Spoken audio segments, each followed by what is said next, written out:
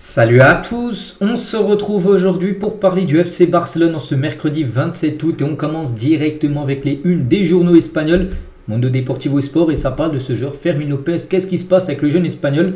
Grande offre pour Fermín, pour le journal Sport. Le journal Mundo Deportivo dit c'est l'équipe de Chelsea qui est très intéressée par le joueur. Chelsea s'en prend à Fermín López. Donc on a Fermín López, les gars, ciblé par l'équipe de Chelsea. Donc Chelsea a offert 50 millions d'euros au Barça pour s'offrir Fermín López. Donc le Barça étudie bien sûr la proposition des Blues qui pourrait bien sûr résoudre tous les problèmes financiers. Voilà, par rapport au fair play financier, bien sûr, des Blaugrana. N'oubliez pas qu'il y a des joueurs actuellement qui ne sont toujours pas enregistrés. Chesney, Ronny Bardi, qui n'a toujours pas joué le moindre match en Liga parce qu'il n'est toujours pas enregistré. Et c'est vrai que si tu vends Fermín López 50, enfin c'est ce que propose Chelsea, le Barça en veut plus.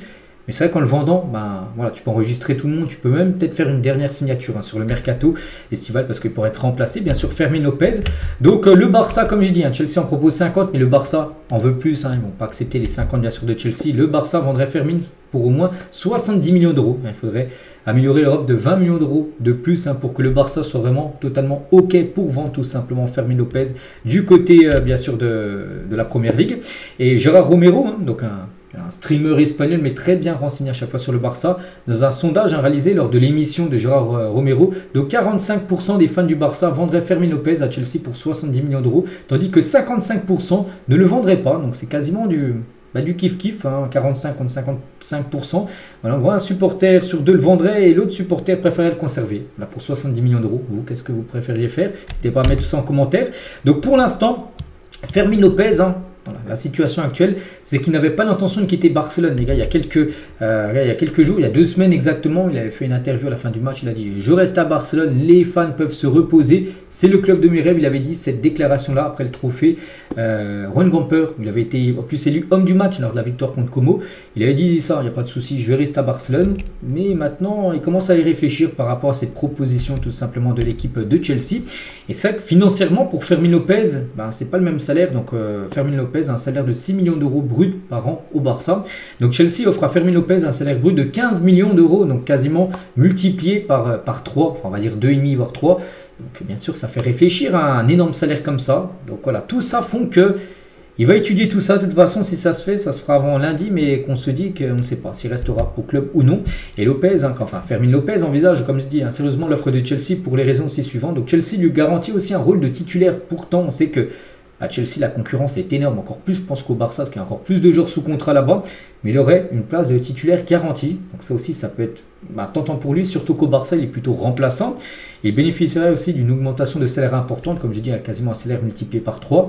Et plus de chances aussi de jouer la Coupe du Monde l'année prochaine, parce que s'il joue régulièrement à Chelsea, il a besoin de temps de jeu pour jouer la Coupe du Monde avec l'Espagne dans un an. Donc voilà, c'est pour ça qu'il va regarder le pour et le contre de tout ça, puis il va prendre sa décision. Voilà, donc le Barça, je vous ai dit, aimerait quand même en tirer 70 millions d'euros et non 50 pour vendre Fermín López. Et Flick a parlé à Fermín López après ne pas avoir joué de minutes contre Levante. Il a rassuré.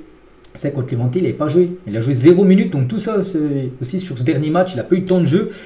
Là, il reçoit cette offre de Chelsea, il peut multiplier par 3 son salaire, tout ça, peut-être une place de titulaire garantie. Donc on se dit que oui, il y a des chances qu'il parte. Il peut rester, mais il peut partir Fermín López. On en reparlera bien évidemment demain. Comme la grosse info du jour, parce que Fermín López c'est quand même un sacré joueur et le perdre, ce sera un gros coup dur. Mais voilà, si tu récupères comme 70 millions d'euros dans l'opération, bien sûr, il n'y aura plus de problème par rapport au fair play financier actuellement. On continue avec Marc Casado également. Donc le Barça sait que certains clubs font pression pour signer Casado et Fermín. Bon, Fermín, on en parlait avant, mais Casado également.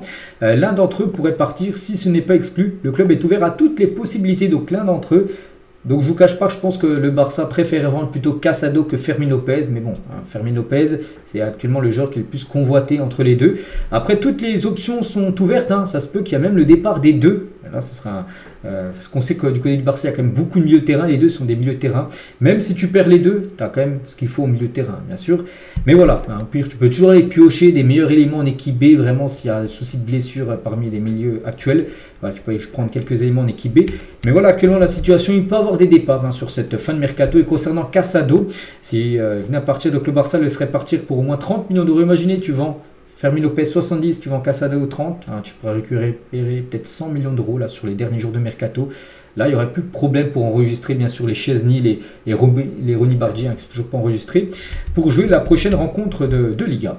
Concernant aussi le jeune Hector Ford, c'est que là aussi pas mal d'infos mercato aujourd'hui, parce que là on rentre dans les derniers jours de mercato, plus que 5 jours, hein, lundi minuit les gars, c'est fini.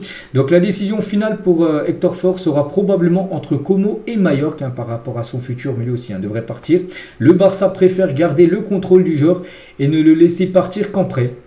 Voilà, un prêt peut-être avec ou sans option d'achat, comme ça il revient dans un an, mais le Barça aimerait toujours avoir le contrôle, hein, c'est-à-dire à tout moment le faire revenir dans le futur. Concernant Inaki Peña, lui aussi un joueur qui pourrait partir, c'est qu'il y a pas mal quand même de joueurs du Barça qui pourraient partir là sur les derniers jours de mercato. Donc Inaki Peña, le gardien, donc a signé une prolongation de contrat avec le Barça jusqu'en 2029. Hein, bon, j'ai pas vu encore l'officialisation, mais ça devrait être fait d'après Mundo Deportivo. Donc l'annonce de son prêt devrait partir. En gros, le Barça voulait le prolonger, ce qui a été fait, et le prêter à Elche. Donc sera faite là dans les prochaines heures. Donc normalement aujourd'hui, donc Inaki hein, devrait s'engager du côté de Elche. On continue avec Hansi Flick, quelques déclarations de sa part. Hein, donc en tant qu'entraîneur, je suis en première ligne, hein, je suis exposé à la critique, mais je reçois aussi des éloges. Hein. Quand les choses vont bien, c'est comme ça. J'ai beaucoup confiance en ce que je fais, mais faire un travail remarquable nécessite bien sûr un appareil technique solide autour de vous. C'est ce que j'ai bien sûr. Donc là, il parle bien sûr du staff hein, qui est très important bien sûr pour lui.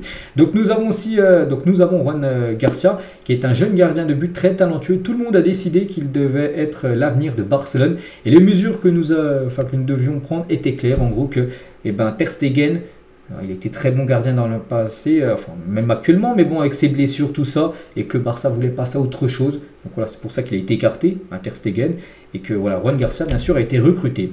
Et concernant Ter Stegen, hein, ce qui m'importe, c'est que Ter Stegen et le club se soient mis d'accord et qu'ils aient réellement cherché à communiquer, parce qu'il y a un moment c'était très froid entre le club, entre Deco, Laporta, même Hansi Flick et Ter Stegen, hein, Chacun allait dans sa propre direction, mais depuis quelques semaines, quand même, il y a eu un dialogue, et c'est pour ça que voilà, ça va un peu mieux, on va dire, entre Ter Stegen et le Barça.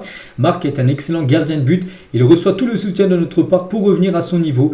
Voilà, n'oubliez pas qu'il est blessé normalement pour les 4 prochains mois. Après, quand il reviendra, est-ce qu'il jouera? Ça m'étonnerait, parce que Juan Garcia, bien sûr, sera déjà ancré en tant que numéro 1. Ce sera très compliqué quand même de jouer. Je pense qu'il partira certainement en janvier. Je vois Ter Stegen partir à 6 mois de la Coupe du Monde.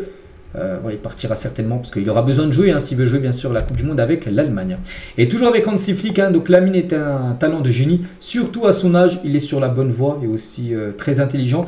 Mais bien sûr, il est encore jeune et a besoin bien sûr d'apprendre encore des autres parce qu'à 18 ans, tu peux encore progresser. Nous le soutiendrons et j'en suis convaincu qu'il sera l'un des meilleurs joueurs que le monde du football ait jamais connu. Peut-être l'un des plus grands footballeurs de l'histoire du football. Donc pour l'instant, on ne peut pas le dire à 18 ans, on ne peut pas dire qui deviendra l'un des plus grands joueurs. On fera le bilan peut-être dans 10-15 ans. Voilà, donc voilà, concernant Lamine Yamal. Mais c'est vrai que vu ce qu'il montre comme à 18 ans, on se dit que oui, voilà, c'est un joueur qu'on voit très rarement quand même dans le monde actuel du football. On continue avec Luis de la Fuente, c'est le sélectionneur de l'Espagne par rapport à Juan Garcia. Est-ce qu'il sera dans la liste de l'Espagne lors des 2 prochains matchs? Donc il est difficile de faire partie de l'équipe de 23 joueurs pour l'équipe nationale car il est difficile d'exclure les joueurs actuels parce qu'actuellement il y a déjà des gardiens du côté de l'Espagne. Unai Simón, je ne sais plus c'est qui les autres. Hein. Donc qu'est-ce qu'il a pu dire? Sur les 10 meilleurs gardiens de but du monde, 6 ou 7 sont espagnols. Enfin ce qu'il dit, hein, nos gardiens de but actuels ont plus d'ancienneté. Donc voilà, il dit en gros que ça sera compliqué quand même pour Juan Garcia de figurer dans la liste de l'Espagne qui sera dévoilée. Je ne sais pas, peut-être aujourd'hui, demain, là, parce que la plupart des sélectionneurs dévoilent leur liste là, pour la trêve internationale qui arrive là d'ici quelques jours. On continue, on va parler de Pedri, donc a été inclus dans l'équipe de la semaine de la Liga pour la 2e journée. Voilà, les matchs du week-end dernier, n'oubliez pas que Pedri est l'élu homme du match lors de la victoire contre Levante 3-2. Donc Pedri est le seul joueur du FC Barcelone parmi les meilleurs joueurs de cette 2e journée. Et on finit aujourd'hui les gars avec Christensen et 14 mois plus tard, Christensen a de nouveau été appelé dans l'équipe nationale danoise. Félicitations à lui parce que ça faisait 14 mois qu'il n'avait pas été appelé avec le Danemark et là, vu qu'il n'est plus blessé, bon, il joue pratiquement jamais, bien sûr, avec le Barça, mais le sélectionneur danois l'a appelé, bien sûr, pour les 2 prochains matchs pour cette trêve. Donc, félicitations à lui. Voilà, les gars, ce qu'il y avait à dire aujourd'hui. J'espère que ça vous a plu. On se retrouve, nous, demain. N'oubliez pas que demain, jour de tirage au sort de Ligue des Champions. Bon, on ne pourra pas en parler parce que je sortirai la vidéo le matin. Le tirage au sort aura lieu à 18 h le soir. Mais voilà, ça sera quand même une grosse journée, bien évidemment. Demain, jeudi, allez, moi, je vous laisse, les gars. Je vous souhaite une très bonne journée et à demain.